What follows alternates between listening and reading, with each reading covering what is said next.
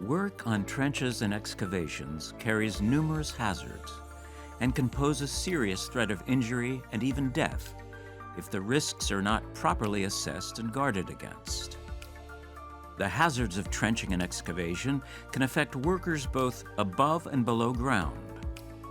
These hazards include collapses that can crush or trap people within the excavation, falls of equipment or soil into the excavation, flooding, slips, trips, and falls, including falls into the trench, contact with buried service lines, contact with overhead power lines, hazards from gas, dust, or lack of oxygen.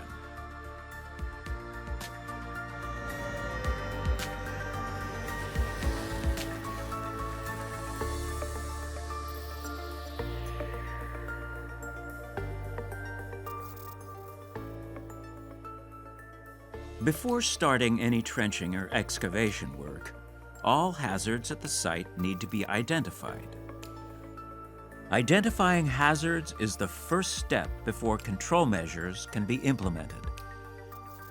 Nobody should be on an excavation or trenching site without full awareness of the hazards that are present. It's necessary to identify the presence of any essential services at the site of the excavation.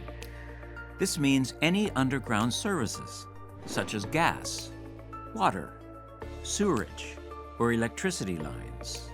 It also means overhead power lines.